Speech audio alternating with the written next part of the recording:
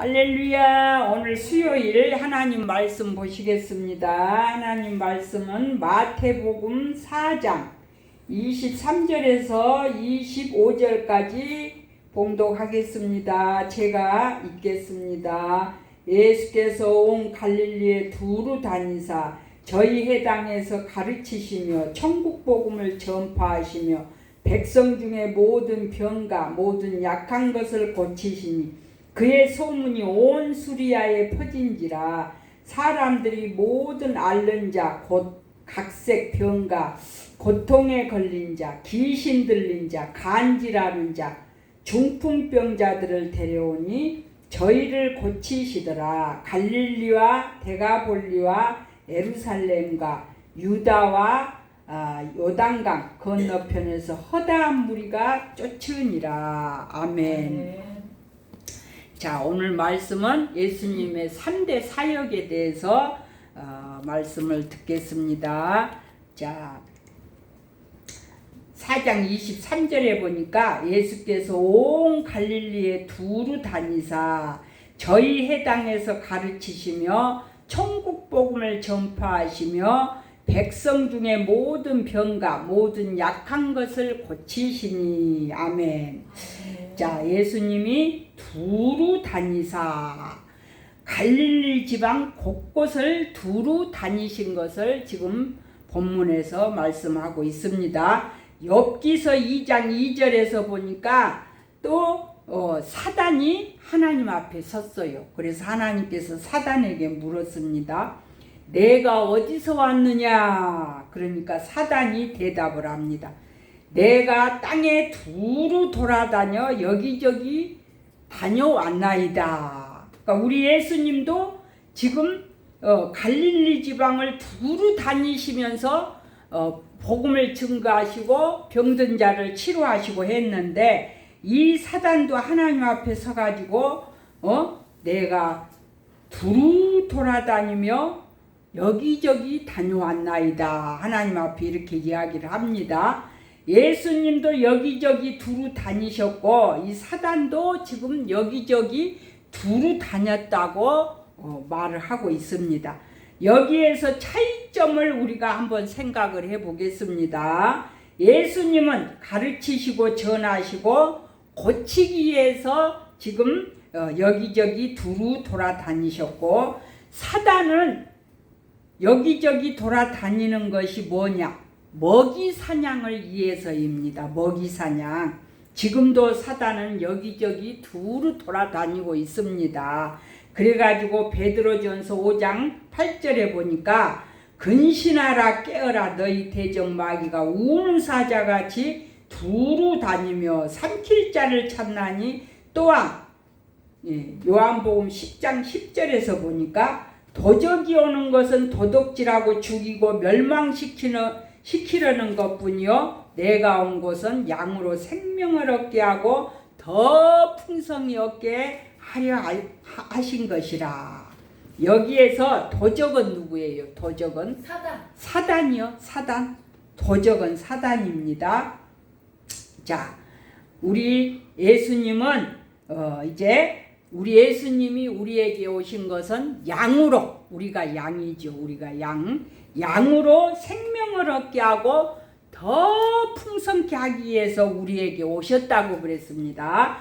예수님은 선한 목적을 위하여 두루 다니시지만 사단은 악한 목적을 위해서 지금도 여기저기 두루 다니고 있다는 사실을 우리가 알아야 됩니다. 예수께서 온 갈릴리에 두루 다니사 예수님은 모든 사람들을 자기 앞으로 모이도록 선포하실 수도 있어요. 그러나 겸손하게 하늘 보좌를 버리시고 세상에 오신 주님은 친히 온 갈릴리에 두루 다니시면서 복음을 증거하신 줄로 믿습니다. 예수님은 그곳 갈릴리에서 가르치시고 전파하시고 약한 것을 고치는 사역을 하셨습니다. 이것은 예수님의 3대 사역이라고 합니다. 3대 사역. 그래서 오늘 3대 사역이 무엇인지 한번 살펴보겠습니다. 여기 가르치는 사역은 현대 영어로 교육이라고 합니다. 교육. 그리고 복음 전파는 전도와 설교입니다. 또한 모든 병과 약한 것을 고치시는 사역은 치유 사역이라고 합니다. 치유 사역. 또 상담 사역이라고도 합니다.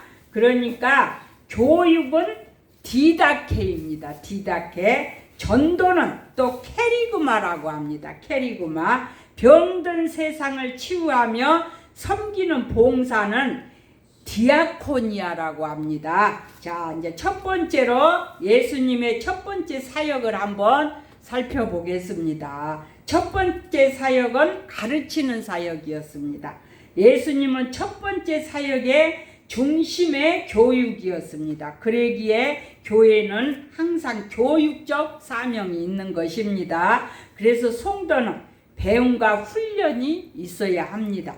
그리고 주의 종들은 잘 가르쳐야 할 사명이 있는 줄로 믿습니다.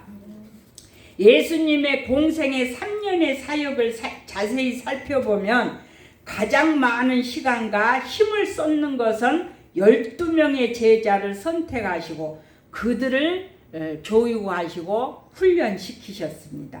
예수님의 마지막 지상 명령도 너희는 가서 모든 족속으로 제자를 삼아 아버지와 아들과 성령의 이름으로 세례를 주고 내가 너희에게 분부한 모든 것을 가르쳐 지키게 하라 그랬습니다.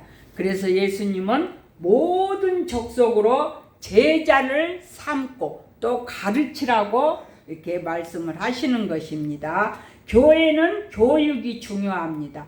예수님은 교육자로 말하면 가장 뛰어난 우리의 교육자이십니다. 가르치는 내용이 뛰어난 진리였으며 가르치는 방법이 아주 뛰어났습니다. 마태복음 7장 28절에서 보니까 예수께서 이 말씀을 마치심에 무리들이 그 가르침에 놀래니 그랬어요. 자, 석가나 공자, 소크라테스는 다 훌륭한 선생님들입니다. 그러나 예수님을 따를 수는 없다고 그랬습니다. 예수님이 가르치는 내용부터가 세상의 교사들이 가르치는 내용과는 비교가 안 된다고 그랬습니다. 자, 예수님은 어디에서 가르치셨나? 해당에서 가르치셨습니다. 해당. 자, 그리고 또 해당에서 가르치시고 산에 올라가셔도 가르치시고 또 우리가 마태복음 5장을 산상보훈이라고 합니다. 산상보훈. 근데 예수님이 마태복음 5장은 산에서 가르치신 내용입니다. 예수님께서 바닷가에서도 가르치셨습니다. 누가복음 5장에 이른 새벽부터 가르치셨습니다. 가르치실 때 우리들이 깜짝 놀라곤 했습니다. 무리들이 자 이구동성으로 가르치시는 것이 서기관과 다르다고 그랬습니다. 우리 예수님은 하늘 권세가 있었기 때문에 많은 사람들이 예수님의 가르침에 그 말씀을 듣고 다 놀라고 감탄을 했다고 그랬습니다. 자, 예수님이 무엇을 가르쳤을까요? 첫 번째로 하늘의 도를 가르치셨습니다. 하나님의 존재, 또 하나님과 우리 인간과의 관계, 하나님의 사랑, 우리가 하나님을 사랑할 것과 섬길 것을 가르치셨습니다. 두 번째로 사람의 도를 가르치셨다고 그랬습니다. 인간이 지켜야 할 윤리와 도덕, 또 사랑의 윤리, 가정의 윤리, 겸손의 윤리, 화해의 질서를 가르치신 줄로 믿습니다. 자, 세 번째로는 생명의 도를 가르치셨습니다. 사망의 길로 달리는 인생이 생명을 얻고 소망 속에서 사는 비결입니다. 그 길이 곧 예수 믿는 길입니다. 요한복음 14장 6절에서 예수께서 가라사대 내가 곧 길이요 진리요 생명이니 나로 말미암지 않고는 아버지께로 올 자가 없느니라 그랬습니다. 그 다음에 이제 네 번째로는 처세의 도를 가르치셨습니다. 육신을 위하여 살지 말고 영을 위해 살며 높아지려고 하지 말고 낮아지며 남을 주고 항상 살며 남을 비판하지 말며 자기를 반성하며 진리 아닌 것을 위해 살지 말고 또 진리 위에서 살 것을 가르치셨습니다. 자, 그 다음에 7가지까지 있는데 5번째로 물질의 도를 가르치셨습니다. 물질은 하나님의 나라에 쌓아 두어라. 그것이 제일 안전하다. 그런 또 말씀을 가르치셨습니다. 6번째로 말세의 도를 가르치셨습니다. 마태복음 24장에서 보면은 말세에 일어날 일들이 다 기록되어 있습니다. 인류의 종말이 있음을 가르치셨으며 그러므로 경성하여 준비하는 지혜로운 5 처녀처럼 살기를 위해서 가르치셨습니다. 마지막으로 심판의 도를 가르치셨습니다. 사람은 선악간에 향한 대로 보응을 받는다는 것을 가르치셨습니다. 그래서 오른쪽에 양가, 왼쪽에 염소 그 말씀도 있죠. 그래서 심판의 도를 가르치셨습니다. 2번째로 예수님의 3대 사역 중에 이제 복음 전파의 사역입니다. 전파한다는 말은 케루소라고 이렇게 하는데 근원적인 뜻은 이 말이 무슨 말이냐? 선포한다, 또 예친다 이런 뜻입니다. 또 설교한다는 뜻도 됩니다. 그래서 복음을 전한다는 것은 하나님 편에서 하나님의 말씀을 인간들에게 선포하는 것을 의미합니다. 하늘나라의 진리를 선포하는 것이라고 했습니다. 그리고 구원의 기쁜 소식을 증거하는 것이죠. 자, 이 시간 제가 강단에서 지금 이 설교하는 것도 복음 전파입니다. 주님의 설교의 재료는 오직 천국 복음이었습니다. 그러므로 오늘날 설교 속에서 개인의 생각과 개인의 어떤 방법이라든지 그런 것을 전하면 안 되겠죠. 오직 천국 복음을 전해야 될 줄로 믿습니다. 이것은 세상껏 내 경험, 내 의도 이런 것을 전하는 것은 이것은 설교가 아니라고 그랬습니다. 그래서 교회에서는 반드시 성경을 가르쳐야 돼. 그래서 성경을 또 한 구절 한 구절 읽어가면서 뜻을 전달하고 이렇게 하는 것이 좋습니다. 자, 교회는 예수님의 방법대로 성경 말씀은 한 구절 한 구절 깊이 묵상하고 강해 설교하는 것이 더 좋습니다. 또한 복음 전파는 1:1의 전도가 가장 좋아요. 1:1. 우리가 나가서 저기 전철에 입구에 가서 이제 사람들이 막 이렇게 나오잖아요. 그러면은 거기서 전도지를 뿌리고 건빵을 가지고 가서 막 전도를 하잖아요. 그렇게 하면은 개인적인 열매가 맺혀지지는 않아요. 그러니까 제일 전도는 1:1 전도가 제일 좋아요. 그래서 한 사람을 붙들고 계속 복음을 증거하고 설득을 시키고 그렇게 해서 우리가 전도하는 것이 좋습니다. 아멘. 자, 이제 마지막 3번째. 마지막 3번째입니다. 예수님의 3번째 사역은 고치는 사역이었습니다. 자, 백성 중의 모든 병과 모든 약한 것을 고치는 것이었습니다. 옛날이나 지금이나 세상에는 병든 자들이 너무나 많습니다. 우리 어렸을 때는 진짜 병든 자들이 많아갖고 그때는 병원도 지금만 이렇게 성행이 안 돼가지고 55세 살면 많이 살았대. 우리 어렸을 때. 지금은 이제 85세가 적당한 나이래요. 근데 이제 병원을 자주 가서 치료받으면 100세가 넘기도 하고 그러는데 전에나 옛날이나 구약시대 때도 보니까 전염병이 그렇게 많이 발생이 되었더라고요. 그러니까 이 병은 지금만 있는 거 아니요. 옛날에도 병이 많이 있었어요. 자, 예수님은 육신의 질병을 치료하시는 의사이십니다. 예수님은 복음과 함께 수많은 질병을 고치셨습니다. 말씀이 증거되는 곳마다 치료의 능력이 나타나 세상에 고칠 수 없는 수많은 병자들이 찾아와서 예수님께 고침을 받았습니다. 성경에 보니까 군대 귀신이 들려 공동묘지 사이에서 막 그렇게 막 소리를 지르고 그런 사람들도 고치셨습니다. 또 마태복음 8장 28절에 보니까 혈류증을 앓던 12년 동안이나 혈류증을 앓던 여인을 고쳐주셨습니다. 암 못 보는 소경을 고치셨습니다.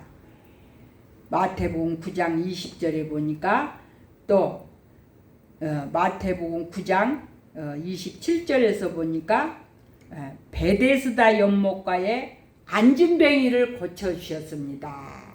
이번에 우리 엘림교회가 붕성회를 3일 했어요. 근데 마지막 날 우리 오수옥 집사님이 작년에 5월달에 신부전 판정을 받고 8월달부터 교회로 오셨는데 날마다 얼굴이 새카매지고 교회를 우리가 3층이지만 저 밑에서 올라오면 한 4층 꼴 되죠. 네. 이 3층을 이렇게 올라다니시면서 몇 번씩 쉬어가면서 수요일 주일을 빠지지 않고 오셨어. 네. 그러니까 하나님이 긍휼히 여기시고 그 정성을 보시고 이번에 집회 마지막 날 이제 밤에 집에 가서 잠을 주무시는데 30분만 잤으면 좋겠다고 자꾸 교회에 오셔서 그런 말씀을 하셨는데 잠을 3시간을 푹 주무시고 깨어보니까 숨도 안 차고 그래가지고 그 이튿날부터 너무 막 좋아졌다고 하잖아요. 그래가지고 너무 감사해가지고 본인만 그것을 느껴. 그래서 교회에 커피도 아주 큰 거 사갖고 오시고 지금 주변에서 이렇게 치료받았다고. 교회 이제 그 지팡이를 짚고 다니시다가 지팡이도 던져버렸어. 네. 그렇게 하고 교회도 오늘 또 거뜬히 올라오셨잖아요. 그러니까 우리 예수님은 오늘도 이렇게 하나님의 은혜를 사모하는 자에게 하나님은 기적을 베풀고 계십니다. 네. 어쨌든 병원에 가서 치료를 받을지라도 우리 유순자 성도님도 그랬잖아요. 요양원에서 그냥 너무 그냥 몸이 안 좋아서 딸이 모셔다가 우리 엘림교회 오셨는데 제가 안수기도를 하니까 막 심장이 막 둔두근 해가지고 내가 인천 세종병원에 빨리 모시고 가라고 했더니 폐에 물이 차고 심장이 안 좋고 그래서 이제 수술은 척추도 또 안 좋고 그래서 수술할 단계는 아니고 이제 며칠 입원했다가 약물로 이제 치료를 하고 있어요. 하나님이 이제 열심히 주일 예배 드리고 수요 예배 드리면 날마다 아픈 곳을 만져주셔서 치료하십니다. 자, 예수님은 정신적인 질병을 치료하는 의사입니다. 60만 아픈 것만 병이 아니요. 현대인들은 산업 사회에 살면서 엄청난 스트레스를 받고 있습니다. 그러다 보니까 자기 감정을 막 억제하지 못할 때도 많고 사고를 막 치고 길거리에 나와가지고 그러잖아요. 사람들 막 지나가는데 막 사람들을 흉기를 휘둘러가지고 죽이기도 하고 그래가지고 사람을 죽이기도 하고 막 스트레스에 다 막 시달려가지고 정신적으로 병든 사람들이 많이 있습니다. 상습적인 마약 중독자가 늘어나고 술집과 또 나이트클럽 등 향락 산업이 점점 늘어가고 있는 그런 시대입니다. 그래서 현대인들이 정신적인 질병에서 고통당하고 있는 모습을 보여준 증거입니다. 이러한 정신적인 질병에서 치료받으려면 만병의 의사이신 우리 예수님께 나와서 주님을 만나야 될 줄로 믿습니다. 자, 예수님은 영혼의 질병을 치료하십니다. 육체가 병들어 있는 것도 비참한 일이나 정신적인 질병은 더 불쌍하며 더욱 비참하고 무서운 질병이라고 그랬습니다. 육체적인 질병이나 정신적인 질병은 때로는 현대의학으로 치료받을 수 있으나 영혼의 질병은 세상에서 치료받을 수가 없어요. 영혼의 질병, 우리가 하나님 앞에 나와야 이 문제가 해결돼요. 육체는 세상에서 좋은 거 먹고 좋은 거 자꾸 찾아서 먹고 하면 육체는 살이 찌고 건강해지지만은 우리 영혼은 자꾸 병들어. 이거는 예수님의 보혈로만이 씻음 받아야만이 아멘. 우리가 치료될 수가 있습니다. 아멘. 자, 분명한 것은 그 어떠한 병도 우리 주님은 고칠 수 있다는 사실입니다. 아멘. 왜 그러십니까? 그분이 우리를 만드셨기 때문이라고 그랬습니다. 자, 병만 고치는 것이 아닙니다. 인간의 모든 약한 부분을 다 고치십니다. 누구라도 예수 앞에 은혜 받고 능력 받으면 육신의 질병뿐만 아니라 우리의 인격도 변화되고 환경도 변화됩니다. 아멘. 그뿐만 아닙니다. 실패자가 성공자로, 미련한 자가 지혜 있는 자로 바뀝니다. 아멘. 아멘. 우리 이윤갑 권사님도 이제 주일은 사이교회 가고 나머지 새벽 예배와 또 수요 예배를 우리 엘림교회로 오시면서 얼굴이 많이 밝아지셨어. 응? 은혜를 받으니까 주일날 한 번 가는 것도 물론 은혜 받지만 그래도 매일 새벽 예배 오시고 하니까 이제 머리에 뇌종양도 있지만은 그것도 하나님이 붙들어 주셔서 더 자라지 않게 하시고 100세까지 살 수 있도록 하나님이 만져주시고 건강 주실 걸로 믿습니다. 이제 마지막으로 마태복음 16장 17절에서 18절에 믿는 자들에게는 이런 표적이 따르리니 저희가 내 이름으로 귀신을 쫓아내며 새 방언을 말하며 뱀을 집으며 무슨 독을 마실지라도 해를 받지 아니하며 병든 사람에게 손을 얹은 즉 나으리라 하시더라. 아멘. 남이 목사님이 아픈데 손 얹고 기도해 준 것도 좋지만은 내가 내 아픈 곳에 손을 얹고 예수님의 이름으로 기도하시고 예수님의 이름으로 사탄 마귀를 물리치고 이렇게 치료 받으시기 바랍니다. 아멘. 그래서 오늘 예수님의 3대 사역을 우리가 말씀을 통해서 들었습니다. 아멘. 예수님은 복음을 전파하시고 또 치료하시고 가르치시고 이 3대 사역을 우리가 생각하시고 날마다 예수님의 치료하심이 우리 삶 속에 넘쳐나시기를 예수님의 이름으로 축원드립니다.